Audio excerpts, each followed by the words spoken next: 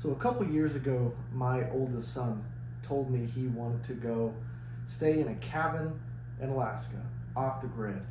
And so I watched some videos, saw some Instagram posts, and thought, man, that looks awesome. Let's do it. Then I quickly realized this was not like a typical vacation. How you get there, what it costs, making the reservations, chartering the plane, the logistics of it weren't really well known, and the internet wasn't a great help. There's not a whole lot of information on it, and even less information about the cabins themselves. So I spent months doing research, and in June of 2025, my dad, myself, and my son, we got to stay in West Turner Lake cabin outside of Juneau for a week, and it was an awesome time. So hopefully this video will give you guys some information, answer a lot of the questions that I had, answers a lot of the questions that you're just not going to find on Google or on YouTube, unfortunately. So this video is going to cover more or less 4 main topics: how to pick and reserve your cabin, how and what to pack, booking the flight to your base city, let's call it, and then planning that time in between when you get to Juneau or Anchorage or Ketchikan, how you get from point A to B to C, because you have to get from your regional airport or whatever you want to call it to your charter destination, and then to your cabin. And then finally we'll talk about booking the transportation from the small charter plane company to where you want to go. So probably the most important part of this is picking and reserving your cabin. If you don't already know, back in the 50s, maybe the 60s, the United States Forestry Department, they went out and built a bunch of cabins all over Alaska. They wanted to encourage tourism and travel and get people into the outdoors. And most of those cabins, a lot of them, I guess, are still there and available to rent today. The cabin we stayed in had been there a very, very long time. Now, how you pick them depends on when you're available to go, what you want to do when you get there, and kind of what your criteria is for your Alaskan vacation. Some people want to hike, some people want to fish, some people want to view wildlife, some people want just pure unbridled seclusion. And so that's going to depend on the cabin you choose, because they have cabins all over, all the way up in Anchorage, all the way down south of Juneau, and everywhere in between. So once you have an idea of what you want to do, you need to get on the reservation website. There may be a couple different ways to do it. I think you can do it directly from the Forestry Department. But what I found to be the easiest and probably the simplest for everybody is go to rec.org, rec.org. They also have an app. And once I decided kind of what we wanted, it allowed me to kind of filter through. Now, I looked at probably 50 different cabins until I could pinpoint what would cater to what we wanted. Now, my son and I and my father, we just wanted simple, beautiful seclusion. We wanted it on a lake, remote, so not in a bay where you might have boat traffic. We kind of wanted to be completely cut off from everyone. And so you can get in there, you can look where it is on the map. Some of them say whether or not they're accessible by hiking or by boat. And just get in there and find which one you want. Now, Turner Lake West was where we went, and it is pretty popular because, one, it's pretty easy to get to compared to some of the others because it's not too far from Juneau. Granted, you can't drive there, but it's not a real long float plane ride. It's also just beautiful. It's surrounded by mountains on a giant, beautiful lake. I say giant, it's a large lake. And there's nothing around but trees, mountains, and water. So that's the one that we picked. And if you're on a budget, you need to think about that a little bit, because the further you get from Anchorage as a crow flies, or as a float plane flies, the more the charter is going to cost. So you have your travel expense to get to Juneau, Ketchikan, Anchorage, but then you also have to pay to get to the cabin. So if it's like if it's a short flight, it's going to be cheaper. If you pick one that's hours and hours away, you're going to be paying a lot more. So if you're cost conscious, keep that in mind. But it's not going to be, probably not prohibitively more expensive, but it will be more money. So pick your cabin, figure out when you want to be there, figure out what you're going for. If you want to fish, you pick a place that's next to the rivers. If you want to hike, maybe get a place that's not so tucked into the mountains. If you just want to hang out and relax, you may not care as much. But find one you think looks cool, that has pretty scenery, and that has good reviews. The rec.org app does have some reviews. There's not very many of them, but they do offer a little bit of information about what you can expect when you get there. So here's the good news. The cabins are pretty cheap. I can't remember what we paid. I think it was like $35 a night, which is pretty good. I mean, there's not a whole lot of amenities, no running water, no electricity, none of that. But $35 a night, it's not bad. The downside to that is some of these are in pretty high demand, and you have to put in your reservation early. So if you don't take anything else away from this video, just know, pick your cabin more than 6 months in advance. If you want to go next summer of 2026, you need to be figuring out which cabin you want, doing your research this fall, because they open up reservations 6 months from now. So like as we sit today, you can reserve anything up to 6 months. Greater than 6 months, it's blocked off and it's not available. We went on June 2nd, so we weren't able to book that day until January 2nd. And you need to be early, because if you wait around and you think you can get the cabin you want a month in advance, it's probably not going to be available. Some of them aren't as in high demand, but some of them really are. So you need to know which one you want prior to the 6-month opening reservation release, and the day that your block of dates is available, you need to be ready to get it reserved. So that's a big one. I booked mine the day they were available, and I checked a few days after that, and a bunch of the dates around us were already gobbled up. So keep that in mind. Okay, so the packing. Boy, the packing is one of those things that I probably put the most mental focus into, most time figuring out what we were going to take, because you don't really know what you're going to get when you get there, as far as like what the cabin is going to have supplied and what you need to take. It's hard to know what the weather is going to be like. It is probably going to be wet. It's probably going to be chilly. There's probably going to be mosquitoes. So we really probably spent way too much time thinking about the packing. And I know some people when they travel, their instinct is to just overpack, because it's better to have more than not enough. But what you have to keep in mind is it's also problematic to overpack in an Alaskan cabin trip. One, there's a few logistical concerns you have to think about. Just getting your stuff to Juneau, for instance, it's expensive to check bags.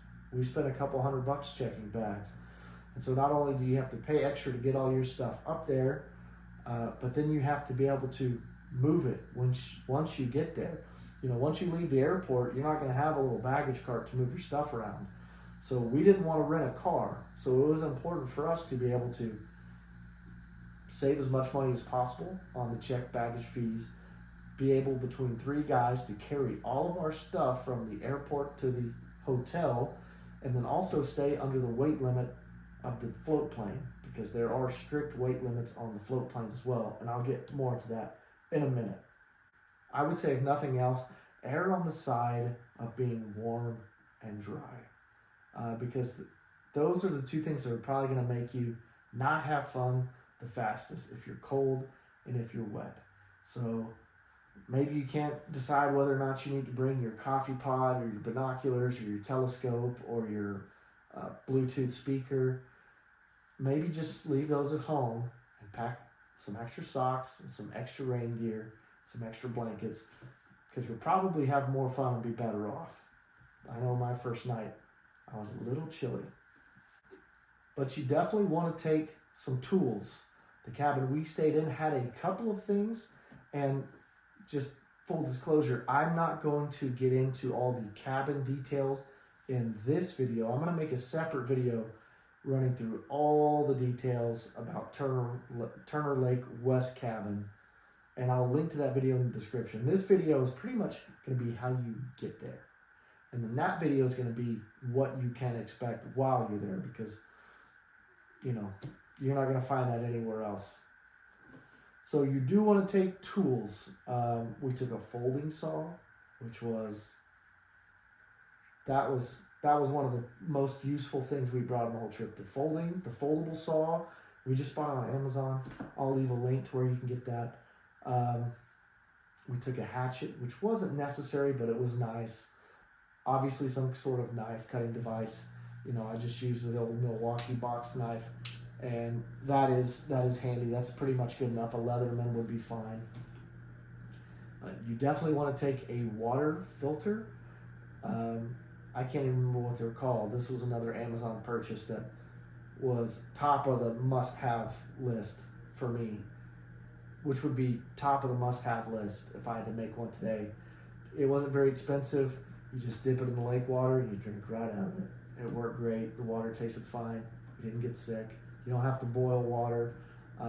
So I would recommend that. I can leave a link to that one that we got as well. Cooking supplies. Your cabin is not going to come with cooking supplies. We took a little single burner propane campfire grill, campfire stovetop, whatever it's called. That worked just fine. We took a couple pots and pans, a couple spatulas, a couple forks, knives, spoons. You don't need to go overboard. You're not going to make Thanksgiving dinner out there. Just take the bare minimum that you're going to need to heat up some food, cut it, slice it, whatever, put it in your mouth. If you plan on fishing, fishing gear is obviously going to be necessary. I went a little bit overboard, and I probably took way more fishing gear than we needed, mostly because I didn't really know what to expect the fishing to be like. We're from central Oklahoma, and we catch bass and bluegill, and that's about it. We'd never trout fished before, so we took way more than we needed. We took more poles than we needed. Listen, those little cheap telescopic travel fishing poles, some line, and a couple of those little Panther Martin trout lures, that's all you really need.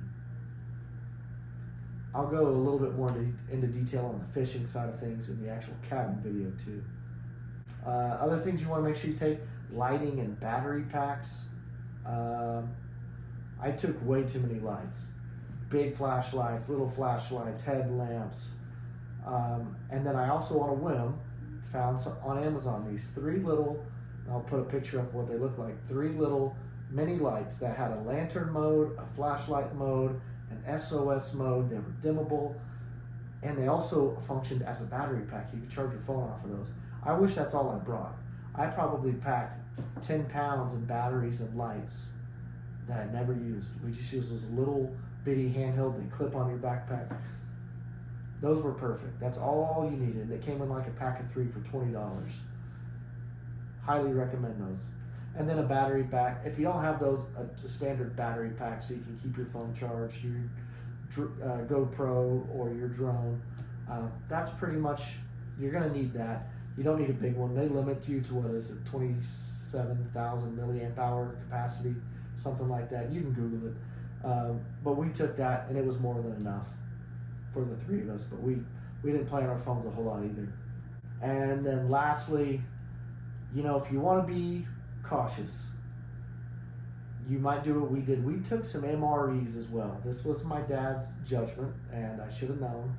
He was right. I kind of laughed when he said he's bringing MREs, but boy, I'm glad he did. Because when we ate through the small amount of groceries that we picked up in town and brought with us, and we realized all the fish we were catching were protected cutthroat trout, we had nothing else to eat but the MREs. So it's a good backup plan just in case. They're pretty cheap. Again, that's an Amazon purchase. We'll link to the ones we got below. They were surprisingly good. I never had one before. I liked them. And then finally, you may consider taking a firearm. I was hesitant to bring a firearm because of all the hoopla I hear about at airports and the extra time they take and all the hoops you got to jump through. But man, it was really, really easy. It was surprisingly easy. Both times I had to check the firearm there and back. It took all of about 5 seconds. They never even looked in my case.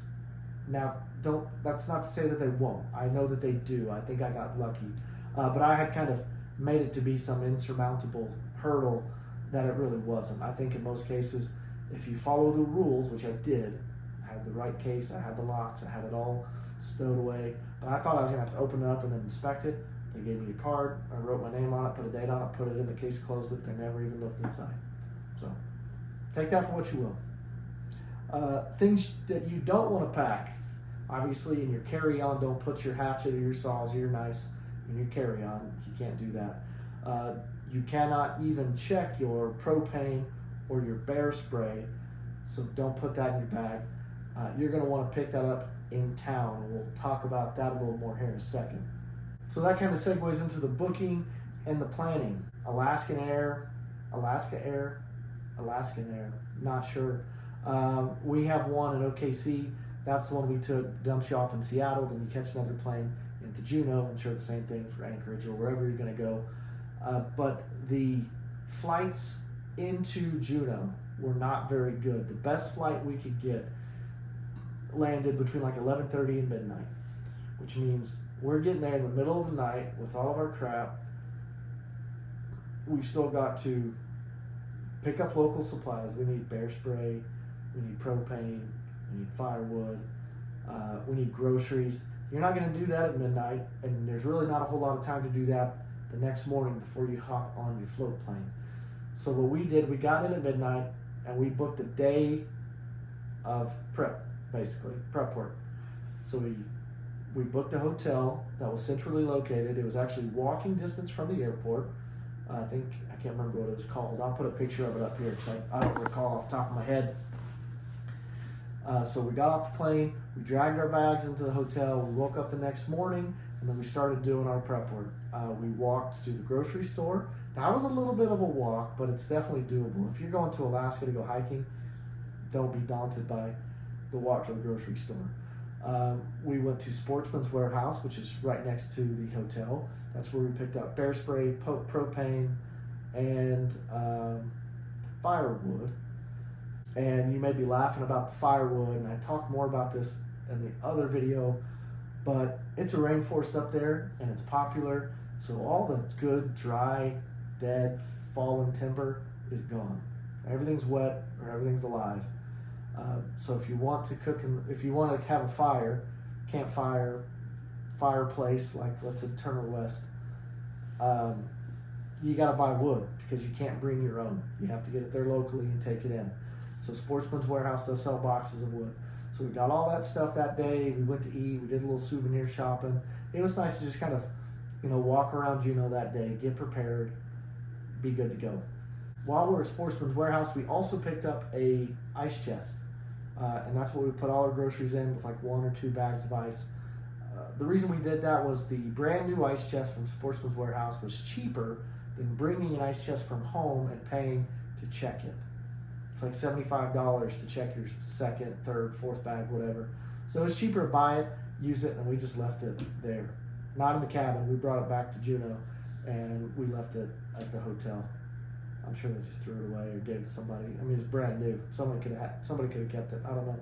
So now let's talk about transportation to the cabin. This is basically how you get from Juneau, because it's easy to get to Juneau. You just swipe a card and you show up. But how you get from Juneau to your cabin, or Anchorage to your cabin. And now this is not going to be the same for everywhere. Now most places don't have vehicular access. You're not going to be able to drive up to almost any of these.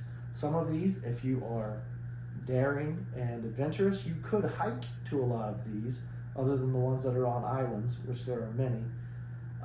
But a lot of them you can get a boat up close to and then do a partial hike, and then a lot of them you can take the float plane to. The float plane is kind of the popular choice. At Turner Lake West, we did the float plane obviously, but if you are airplane averse, you can take a skiff up the Taku Inlet, and there's a trailhead marker about 3/4 mile hike from the cabin, and it's pretty well, some of the people out there are going to know where you want to go, so, and it's pretty easy to follow. So you can take a boat close to Turner Lake West, but you can't get up into the lake because there's the lake drains into the inlet and the boats can't get up it. So that's an option. I don't know anything about the cost of that, but I can tell you I would not want to carry my stuff that 3/4 mile muddy trail to the cabin. It's not a hard hike by any means, but carrying a couple 100 pounds of equipment, no, not fun. So anyway, we knew we wanted to fly. So I looked online and found a couple of airplane charter companies, and I settled on a company called Ward Air, W-A-R-D. They're a well-known, reputable company up there. They seem to have good reviews, so I decided, let's go with them. So I started off by emailing them. I had tons of questions for them. How many bags can we bring? How big can the bags be? Is there anything not allowed on the plane? What time do we need to be there? What's the check-in process? Do I got to go through the scanner? Is the maximum weight that's allowed? Does that include the pilot? Is it just the baggage? Is it everything? Because on their website it tells you you can get the Cessna 206 or the Beaver or the Super Beaver or the Mega Beaver or whatever. And so, and based upon which one you choose, the price increases as you'd expect. But this is why monitoring the weight of your stuff is kind of important, because if you book a Cessna 206 that has a 4-person 800-pound capacity and you show up with 4 people and 600 pounds of gear, you're not going to be able to take that plane. And we had a similar issue with that. Not my fault. I booked the next bigger plane, the DCH Beaver, that had a 6-person 1,200-pound capacity, and I opted to get the bigger plane, even though there's only 3 of us. I did not want to be at risk of being overweight. Figured it wasn't worth it. Didn't want to be cramped in there. Wanted to enjoy the ride to the cabin. So keep that in mind. Now, one thing you want to do, you want to stay in contact. These companies are a little more old-fashioned than maybe what we're used to in today's high-tech society. They keep their notes with pen and paper on a big calendar. They answer the phone. They email really slow, but they do get back to you. Super friendly people, but they're a little more old-fashioned. So call them a month in advance. Well, make your reservation way in advance, 6 months in advance whenever you book a cabin. And call them a month in advance. Make sure you're still good. I did call them a month in advance, and they kind of had my dates confused. So we got that lined out, and I called them a couple days before we arrived. I said, hey, we're staying across the street. What time can we get there? Can I bring my stuff early? And the dude said, hey, don't worry about it. We'll send a bus over. We'll pick you up. I thought, perfect. I don't got to carry 6 boxes of wood and 12 bags and stuff, half a mile across some parking lots to the charter plane company. So that was awesome. So call them in advance, see if they have a bus. They'll probably come pick you up. Makes things way easier. Now, when we got there, the guy that dropped us off said, whoa, you got way too much weight for your plane. I'm thinking, no, there's no way we're 1,200 pounds.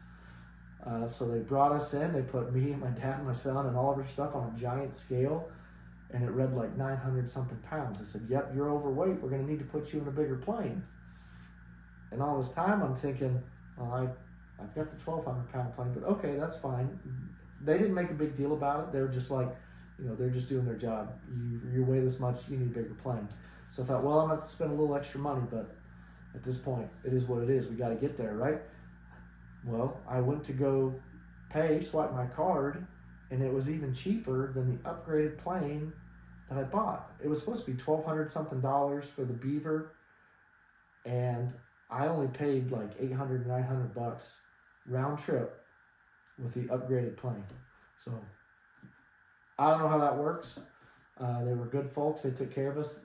They were very professional, but their record keeping, their notes, their billing's a little wonky. So just be prepared for that. You might just reiterate with them what you want, when you want to be there, and what it's going to cost. So to answer my own questions, because I kind of glossed over that, how many bags can you bring? As many as you want, as long as it's under the weight limit. How big can your bags be?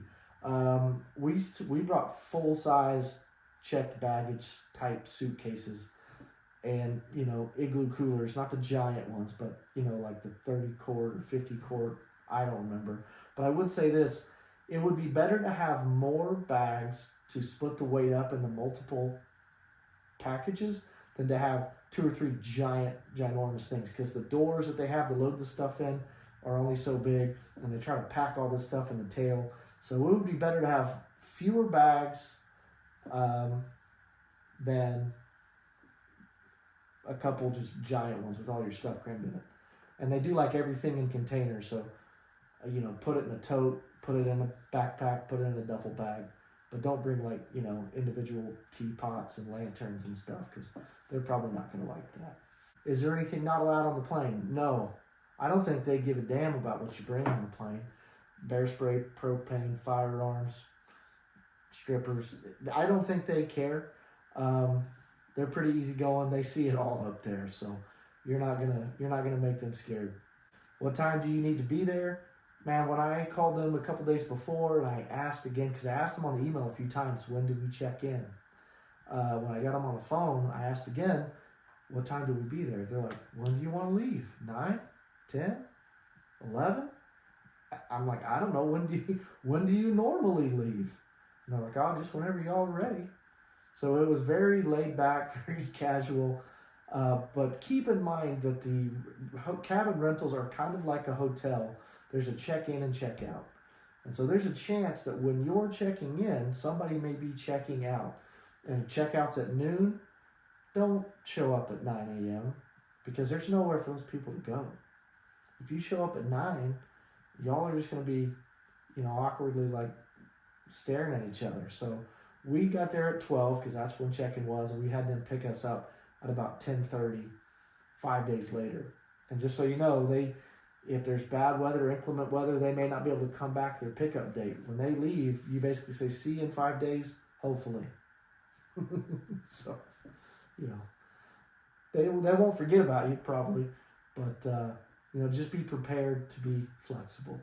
And the total weight does not include the pilot. It's passengers and gear.